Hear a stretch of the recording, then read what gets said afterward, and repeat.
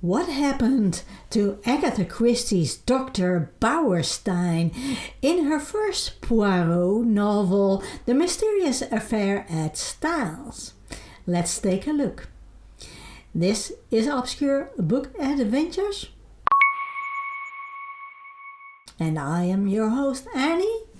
And let's take a closer look at this Dr.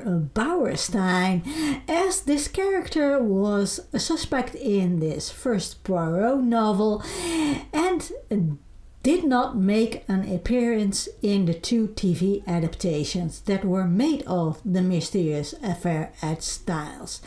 So this won't be an in-depth analysis of The Mysterious Affair at Styles, as a lot of people made videos about it and have written about it, and they are way better at this than I can.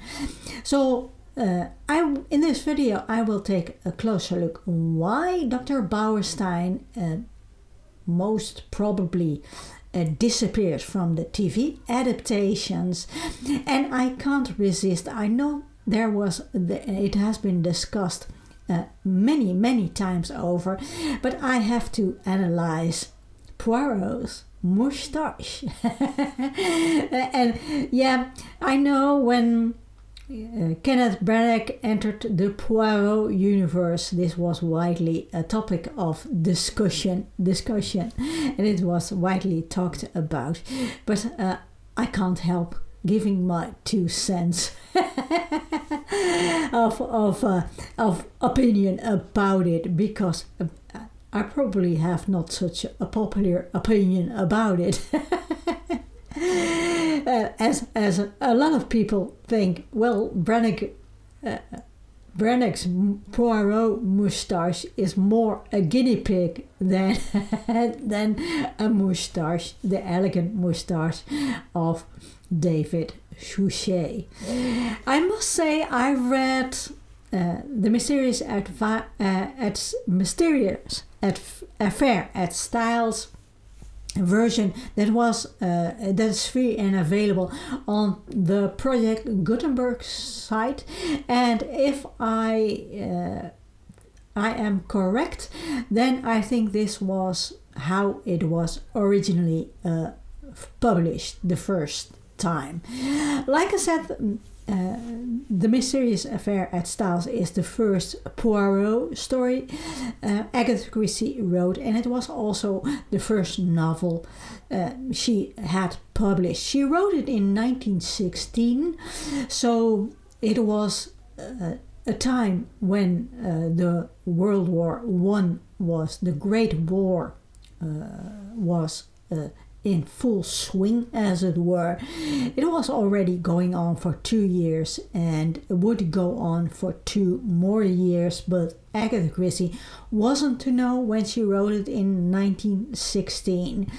So when the story is about we get to introduce, I need to talk a little bit more about when it was first published. So it was her first Poirot novel published, but it was also the first published Agatha Christie story in a magazine.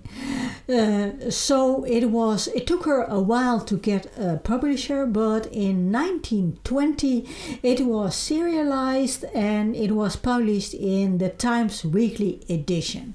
So in the story we are introduced to Lieutenant Hastings, who is recovering from a war wound. When he is invited at Styles Court, the wealthy Mrs. Inglethorpe dies under suspicious circumstances. As Hastings recently bumped into his old friend Hercule Poirot, and he is the discretion himself, he is allowed by the family to investigate this great tragedy, this mystery. Agatha Christie comes up with her usual long list of suspects, throws in a couple of red herrings, writes in an easy and engaging writing style with a realistic, well, for 1916, realistic dialogues. This all would make her famous.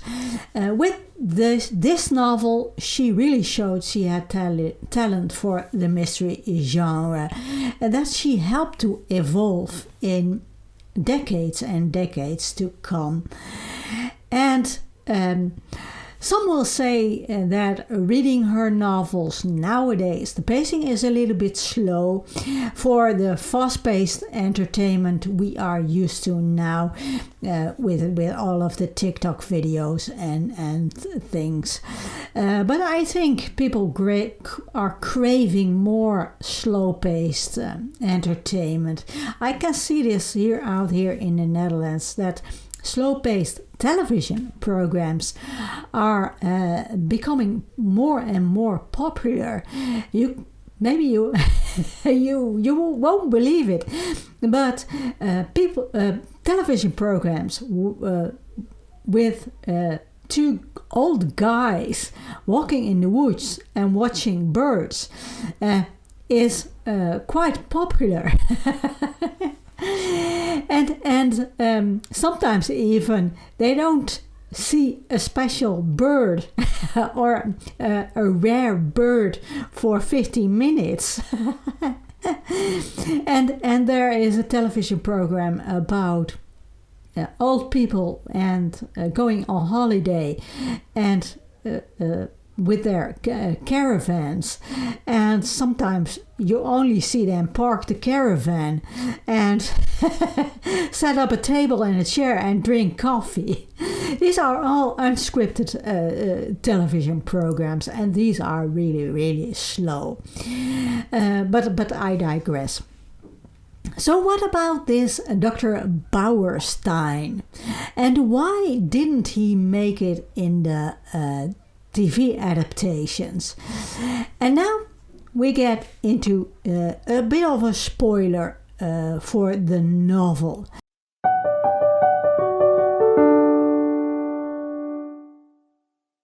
So in this novel there is Dr. Bauerstein, who turns out to be a spy. In itself, I think it's odd, as it is war and Germany is the enemy, and he doesn't disguise the fact that he is German. And Agatha Christie has Poirot say this odd thing about him. I quote, "A very clever man, a Jew of course," end quote. And this comment is never explained. It's never said, well, why a Jew of course? I have no idea. Maybe it's, I don't know. And it's really odd that he is a spy, I think. And he, I think it's really, there's another odd thing. I will come to that in a minute. But one of the reasons I think he is not in the adaptations could be this remark, but they could have left the remark out of the adaptation and still keep him in it. But I think it's a bit confusing, as the original story has not only Dr. Bauerstein but also another doctor, so having two doctors can make things a little bit complicated to follow, and there are already so many suspects in this story already. So but coming back to this remark, as I have been able to find out that people in the UK were reasonably tolerant towards Jewish people. There were restrictions, but all in all, as I have been able to find, the UK wasn't a bad place for Jewish people to be if you were Jewish. But Dr. Bauerstein was German, and there comes an extra element which I think it is strange, because during or in wartime, this was during World War One, but also during World War Two, it was common that descendants second generation, I think it was limited to immigrants and second generation descendants from countries that were the enemy were put into internment camps, so they couldn't spy. So why wasn't Dr. Bauerstein in one of these internment camps, and why was he able to continue his spying stuff? He didn't disguise the fact that he was German. So I think this is really an odd thing for Agatha Christie, who had experienced wartime for 2 years now. She should have known that that people, German people in the UK, were put in these camps. Okay, it's moustache time. Poirot moustache time. I know. Like I said, there has been a lot of talk about Poirot's moustache when Kenneth Branagh first played Poirot, and I think it was so controversial because most people grew up with David Suchet as playing Poirot. I also grew up watching him as Poirot, and I think he has a great moustache. He has this really dandy moustache, and I think for the 1920s it was a very, very common amongst the dandy type to have elegant, twirly, small moustaches. But now I have to make a controversial remark. I don't think Branagh's moustache, with his huge moustache, isn't far off. When I look at Agatha Christie describing Poirot's moustache, in this first Poirot novel, she describes Poirot's moustache as stiff and military, and you can say about Branagh's moustache what you like, but it looks military and it looks stiff. And in Agatha Christie writes that Poirot gives his moustache a ferocious twist. So I can see Branagh giving his moustache a ferocious twist, but I can't see Poirot giving his moustache a ferocious twist. Not only does his hands get full of wax, but with his, some sort of compulsive behavior, he messes up this small tiny moustache. He spends hours making this curl in this perfect manner, and no, I can't see Suchet giving his moustache a ferocious twist. Now, I'm not going to say very much about the French adaptation of The Mysterious Affair at Styles, as they change so much of the original story. It doesn't even have the main characters. Not that it is bad. If you let go that this is an Agatha Christie story, then it's quite enjoyable. The acting is absolutely superb, and the stories are also the core story still remains Agatha Christie, but they changed. They changed a lot about the story, so you really have to let go that Les Petites Meurtres de Agatha Christie are really truthful adaptations of Christie's novels. But like I said, letting this go, these are quite fun adaptations in my opinion. But back to the famous moustache. So I've taken a look at the history of moustaches. Well, during the First World War anyway. And so it's stiff and military, and Poirot gives it a ferocious twist. So the letter probably indicates that it has a curl at the ends. Hugh Fraser's Hastings describes Poirot as a dandy, but I don't think Agatha Christie describes Poirot as a dandy.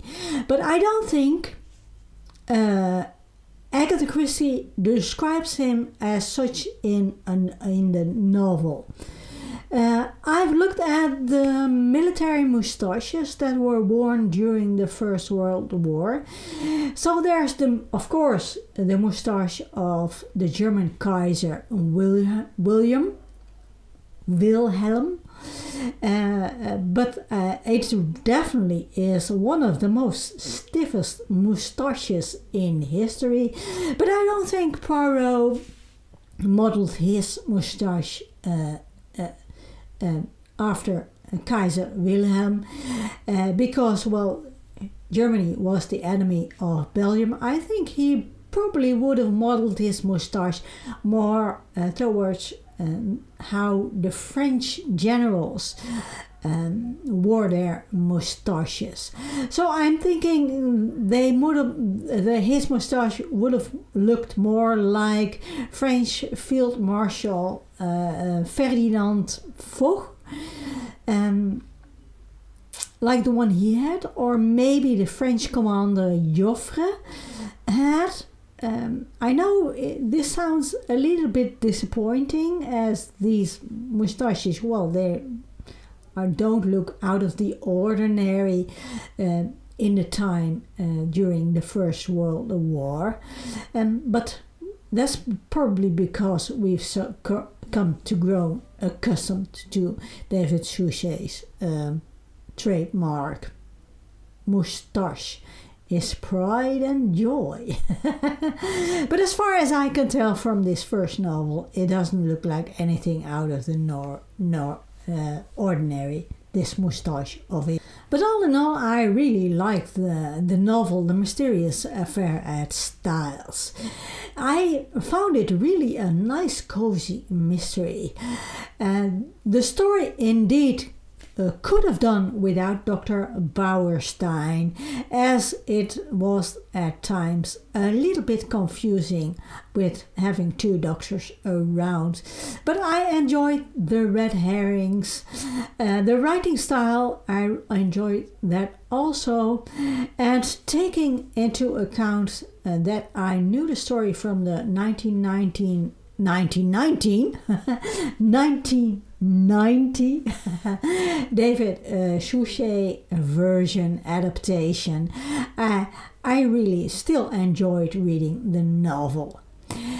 So next up is Agatha Christie's second novel, The Secret Adversary.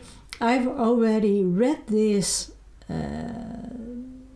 I think in December last year. But I need to reread it because I haven't written a review of it yet. But this will definitely be no punishment, as I enjoyed the first time I read it very much. And it has a lot of humor in it. It has more humor in it than this first Poirot story. So you can, I don't know when this will be, when I will post it, this review, but I'm really looking forward to it. I hope you enjoyed this little rambling of the mysterious affair at Styles. I hope to see you in the next video. Thanks for watching.